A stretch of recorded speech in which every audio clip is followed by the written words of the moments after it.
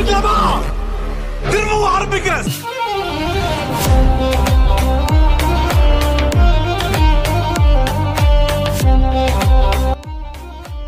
Hi brothers and sisters, எல்லாருக்குமே வணக்கம். எல்லாருக்குமே இனிய புத்தாண்டு நல்வாழ்த்துக்கள். ஸ்டுடியோ கிரீன் இருக்கிறீங்களா இல்லையாப்பா? விடிஞ்சிச்சு. ஏதாவது அப்டேட் வரும் பார்த்தோம், தெரியலிங்க. அப்டேட் வருமானு தெரில. சரி, இருந்தாலும் நம்ம அண்ணனோட படத்துலேருந்தே பார்த்தீங்கன்னா சூர்யானா 43லேருந்து அந்த புறநானூர்லேருந்து பார்த்தீங்கன்னா வந்து இப்போது நம்ம ஜிவி பிரகாஷ் அவர்கள் எப்பவுமே சரி, அவர் நம்ம அண்ணன் கூட ஒர்க் பண்ணுறது இல்லாமல் மற்ற ஆக்டர்ஸ் கூட ஒர்க் பண்ணும்போது பார்த்தீங்கன்னா சில பல விஷயங்கள்லாம் அவர் சொல்லுவார். ஸோ அதே மாதிரி தான் இப்போ பார்த்தீங்கன்னா நம்ம ஜிவி பிரகாஷ் அவர்கள் நம்ம சூரரை போட்டில் பார்த்தது.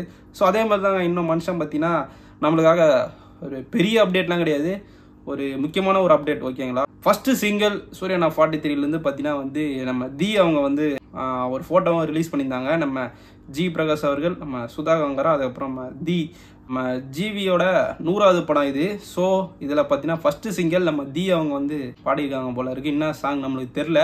ஸோ நம்ம சுதா அவங்க வந்து ஒரு சீனோ இல்லை ஒரு சாங் ஷூட் எடுக்கிறாங்கன்னா அதை வந்து ஆல்ரெடி நம்ம ஜிவி பிரகாஷ் அவர்கள் முடிச்சதுக்கப்புறம் தான் பார்த்தீங்கன்னா பண்ணுவாங்க போல இருக்குது. ஸோ இப்போ அப்படி தான் நடந்திருக்கு. ஸோ இதை பார்க்கும்போது எந்த அப்டேட்டும் இல்லை. சரி, இதே ஒரு சூப்பரான ஒரு இன்ஃபர்மேஷன். இதில் வந்து பார்க்கும்போது பார்த்தீங்கன்னா கங்குவாக்கு அப்புறம் சூர்யானா 43 தான் பார்த்தீங்கன்னா வந்து இன்னும் கூடிய சீக்கிரத்தில் பார்த்தீங்கன்னா ஷூட்டிங் எடுக்க போகிறாங்க, நல்லாவே தெரியுது. ஸோ இதை பற்றி நீங்கள் என்ன நினைக்கிறீங்க அப்படின்னு சொல்லிட்டு மறக்காமல் கமெண்ட் பண்ணுங்கள்.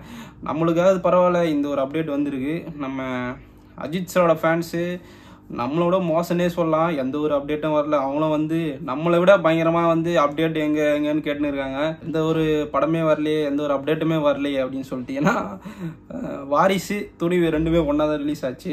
அதுக்கப்புறம் அடுத்த படமே ரிலீஸ் ஆச்சு. அடுத்த படத்தோட இப்போ கோட்லேருந்து பார்த்தீங்கன்னா வந்து செகண்ட் லுக் வந்து ரிலீஸ் பண்ணியிருக்காங்க.